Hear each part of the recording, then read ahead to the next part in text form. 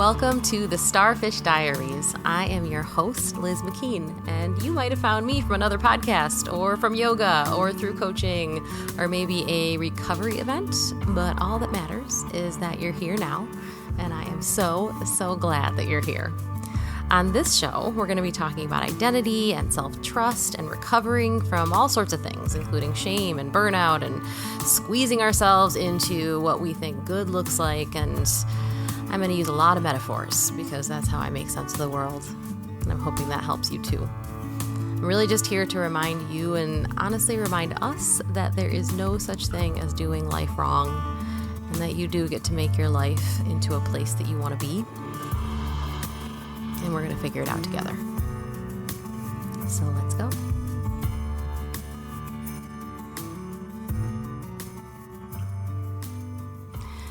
Hello and welcome back. I'm trying to not say my hello in the exact same intonation that I do every single episode, but I don't think I really love the hello that came out very Muppet-like. Here we are.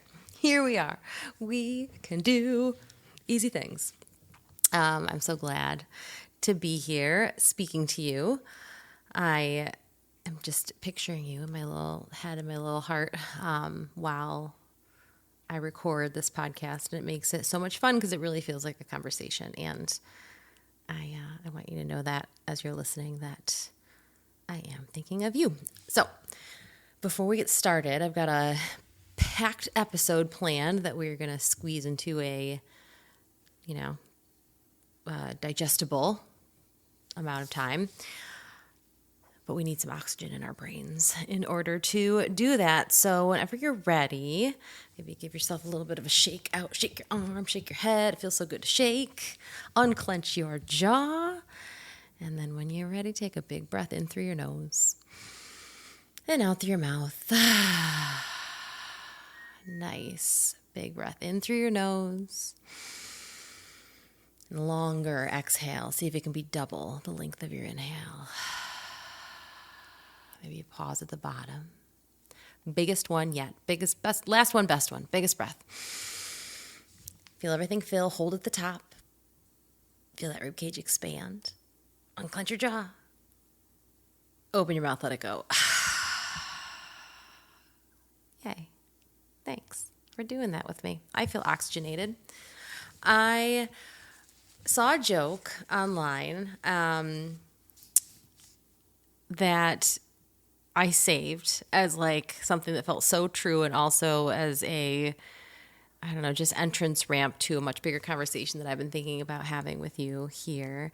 And it was from, all right, I'm going to make sure that I get his name right because I don't want to not credit a person.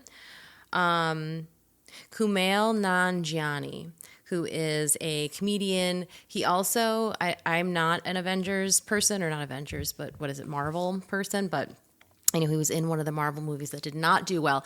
I know this only because I watched his Netflix special, not because I saw any of these Marvel movies. It's my husband's department. But I guess he got really buff and was in the movie, and it was just not good, not received well. And so poor guy's like, I'm the first person in the world who got in shape and got made fun of for it.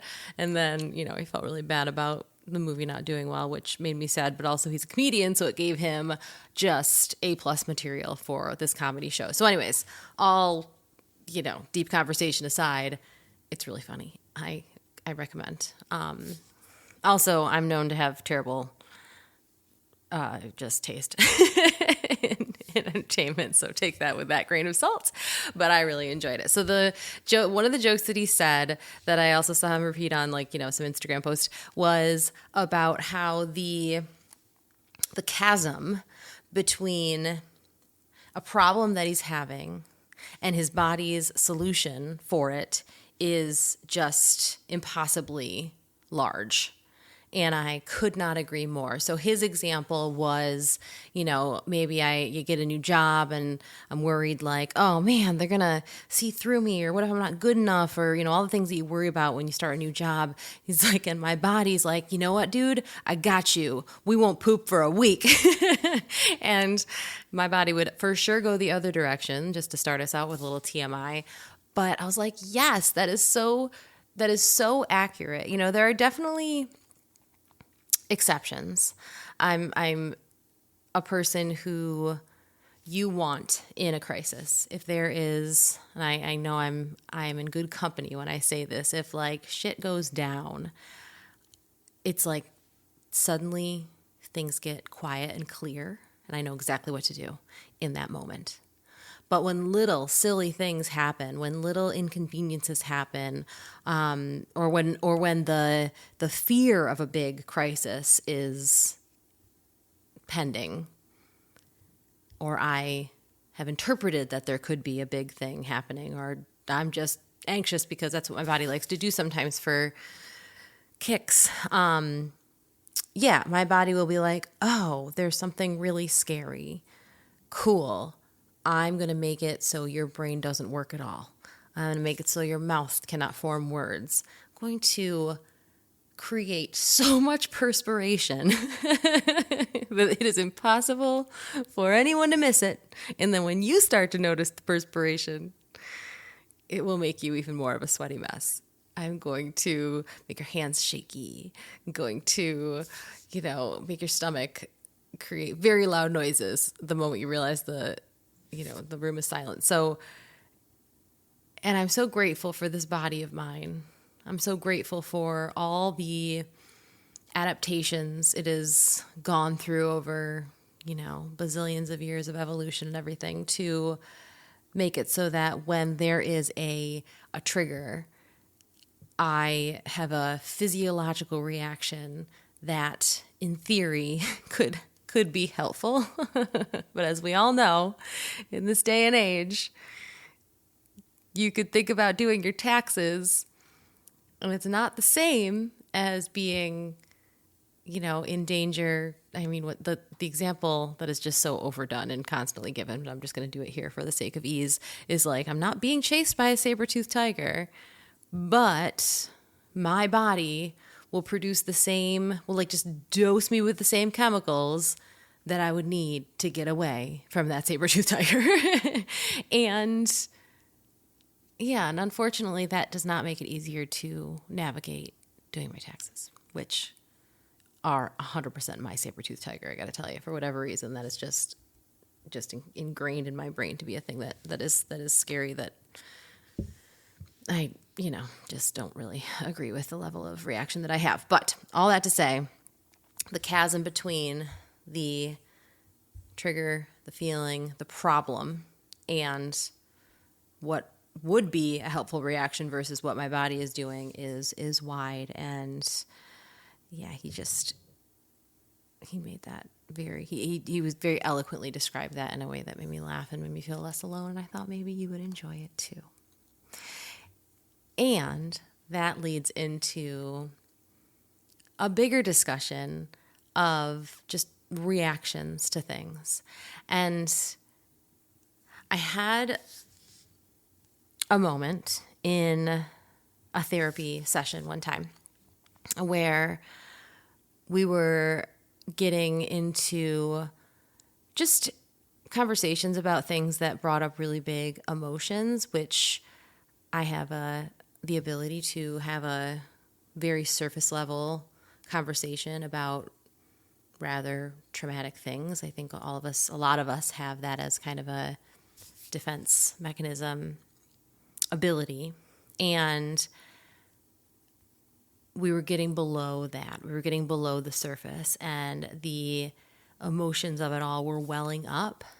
And the emotion that was, I think, probably like sadness, grief, morphed. It was almost like I could see it happening in my body. It started to rise up like, I'm going to cry.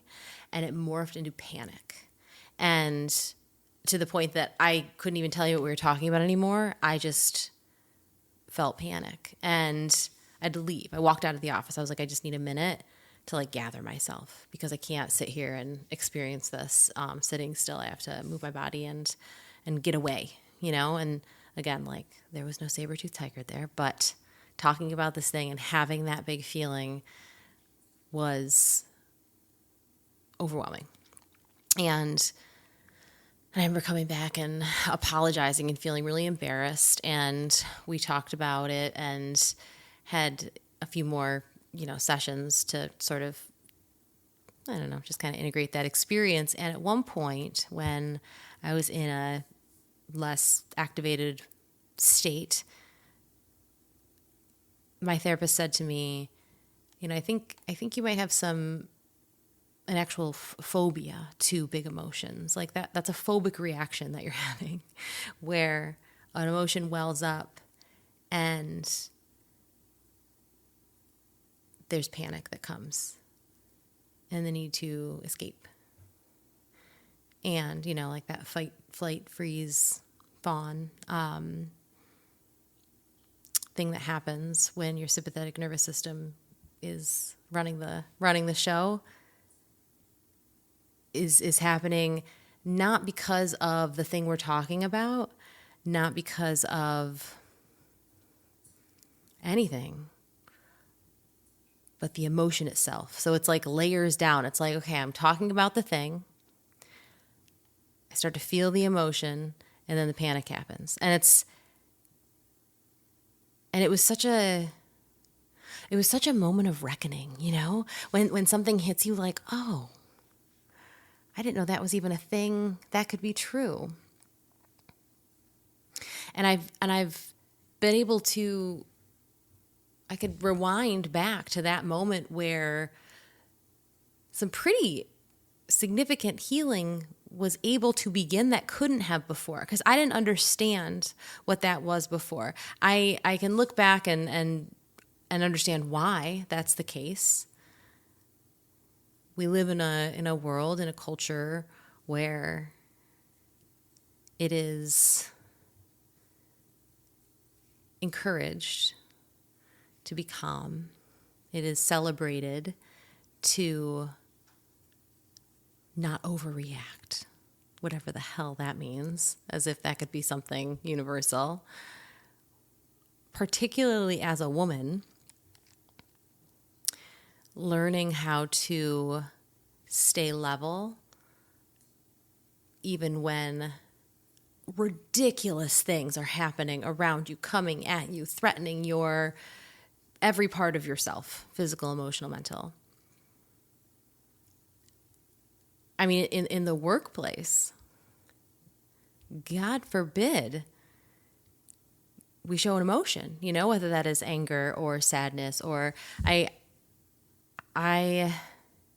recently had an experience where something was happening that I needed support at work, and went to the person who would be the appropriate person to go to for that support. I was like, this is really not okay, this thing that's happening. And, it's gotten to a level that I've tried to handle it myself, and now I need you to step in, because I really am, I've hit the wall of what I can do to handle this situation. So I need some support. And it wasn't the issue itself that was creating, maybe a little shake in my voice, maybe some intensity behind my words. It was much more the frustration with the fact that I had to ask for help.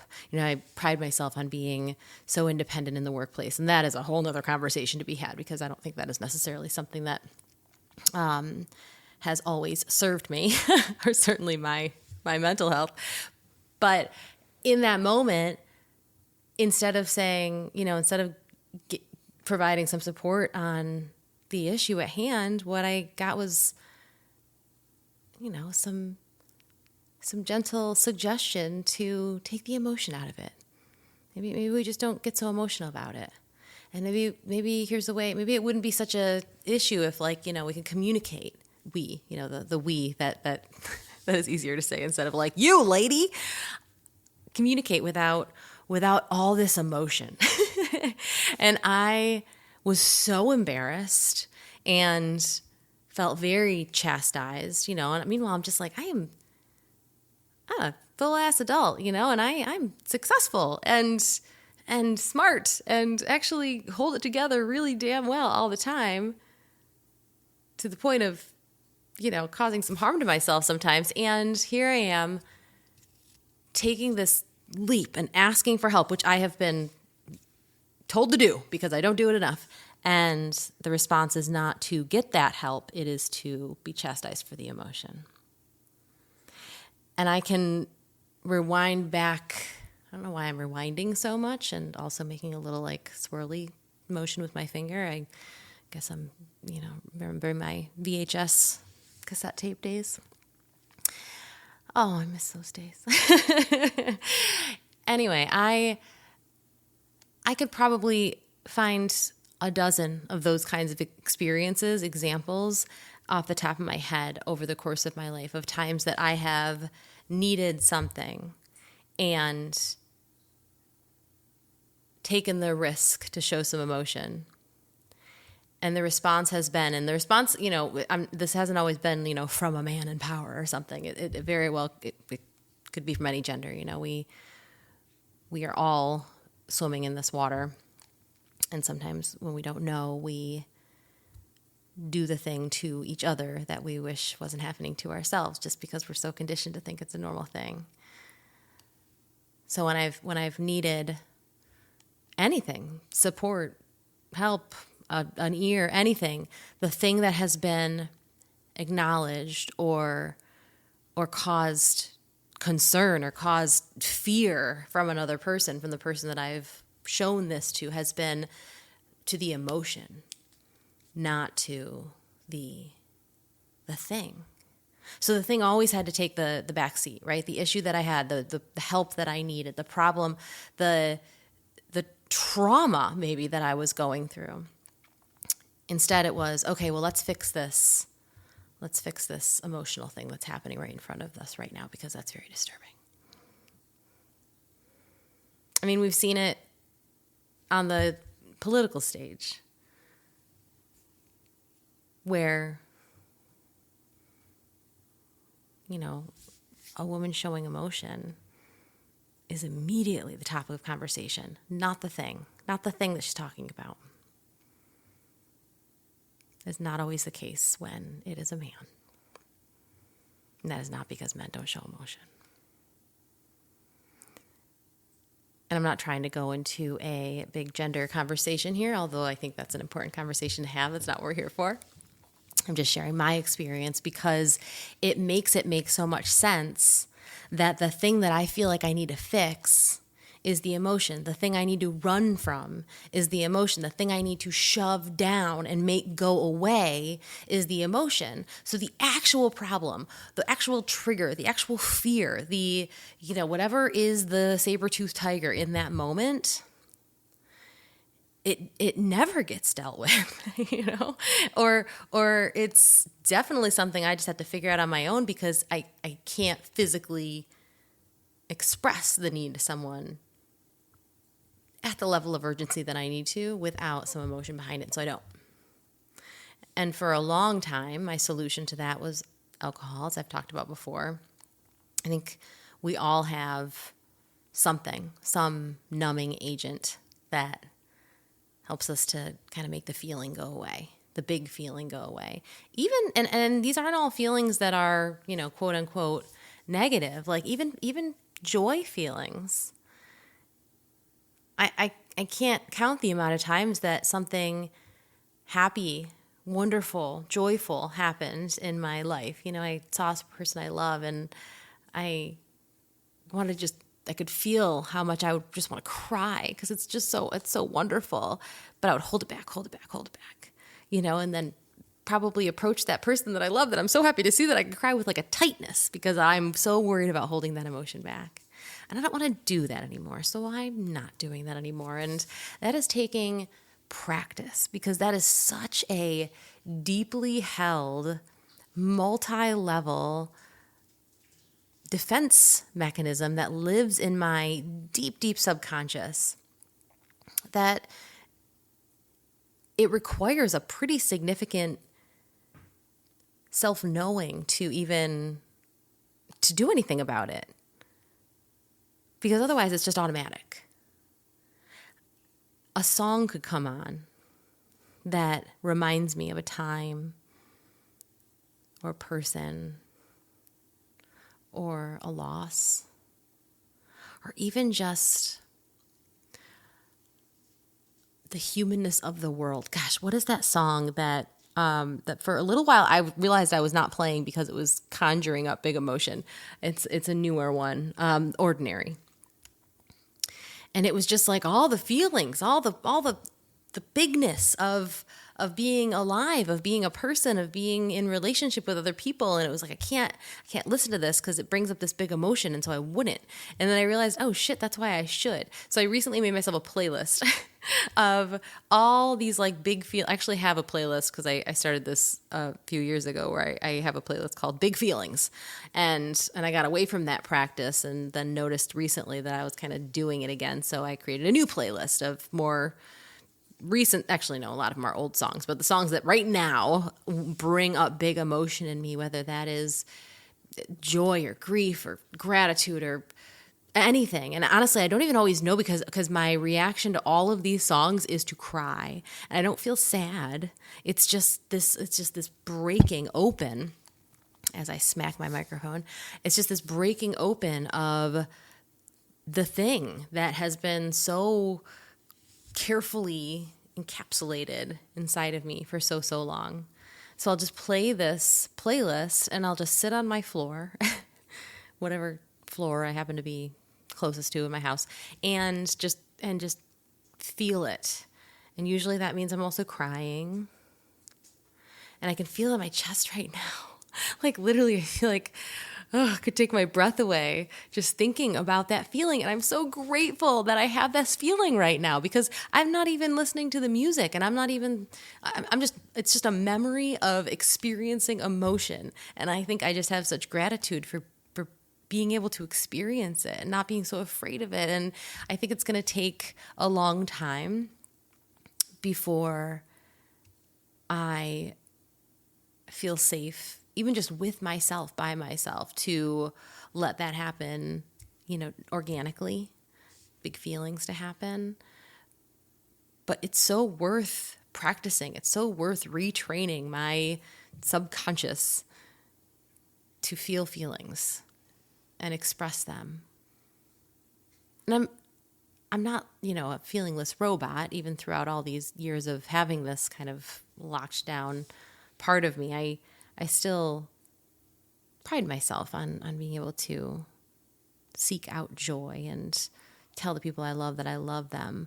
But it's the full body, it's the physical, like the bigness of it that's like in my chest that just swells. Like, you know what I mean. I know you know. That part, I just don't let it quite get there. And it is the best part of being human that we can get there. That bigness, that swelling, that overflow. I want to be able to access it. I have this fear. I know the phobia is not just of feeling it. It's of being witnessed feeling, and it's of not being in control. And it's a fear that if I start to feel that big of a feeling, what if I can't get out from under it? What if I can't get rid of it? And the thing about feelings, the thing about emotions, is you have to get rid of it, right? It's a flow. It's not like any other thing that we have that we could hold or see, or it's there's so much physicality to it, obviously, but it's more than that. If it was just physical, we wouldn't be humans. But I found that when I feel it and it flows through me and I allow that completion of the feeling to happen and it can continue, then it doesn't go away. It just absorbs back into me in a way that makes me fuller, wholer, more, not less, stronger, not weaker. It makes life-ier. And I think right now in this moment in time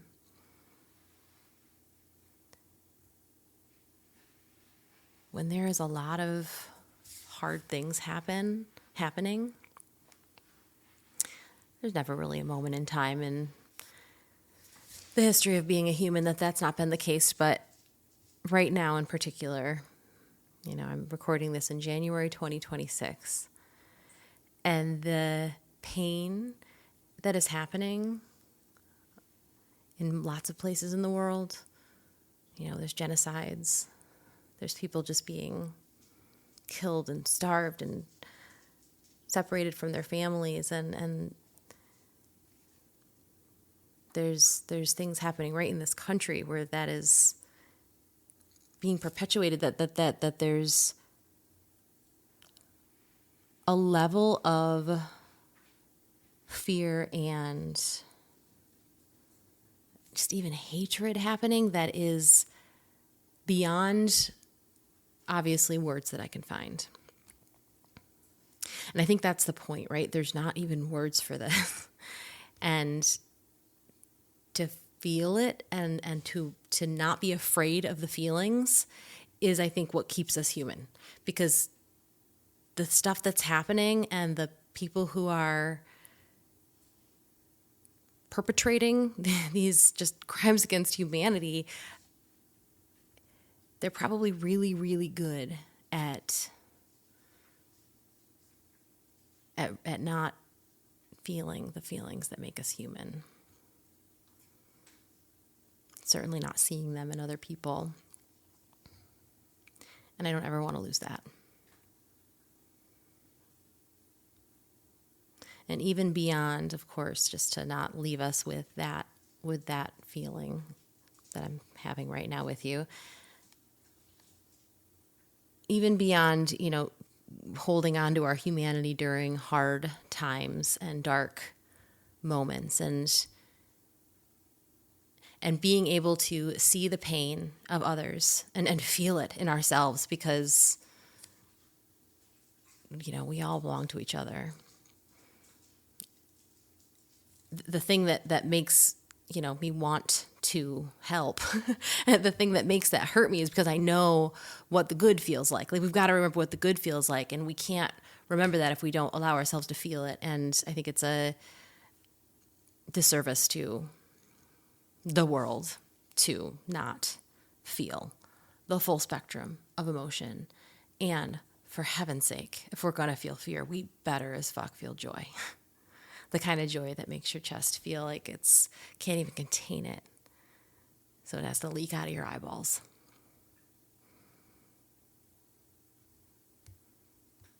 And even on a day that's not dramatic. I mean, all the days are, let's be real. I want to be a person who can sit on the floor of my bedroom and put on a song that reminds me of a happy time and let it make me cry. And I want it to be so okay that if my husband walks in and sees me sitting on the bedroom crying, on the bedroom floor crying, then I won't feel like I have to stop or be embarrassed or any of those things. I can just be like, oh, I'm listening to the song and it's making me remember this time. I want to be just the fullest human that I can be. And I want that for you too. And unfortunately, that requires some retraining. That requires some practice. It requires some intentionality. It requires some self-love and self-trust. And I know we can do it. I know you can do it. I know I can do it. I believe in you. I believe in you and your ability to feel all the big feelings. So let's stop there and take some breaths. Because big, deep breaths feel good, and we deserve to feel good. Yeah? All right, so shake it out. I even like to let my head kind of rock side to side. I'm a big, just fan of moving around my neck. As someone who has had a pulled muscle in my neck before, I would imagine many of you have as well.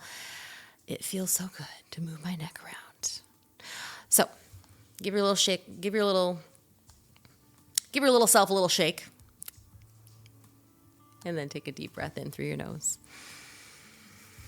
And a big loud sigh out. Good. Take another one. Big breath in. How long can you make this exhale? Good job. Last one. We're going to hold this one. Biggest breath you've taken all day.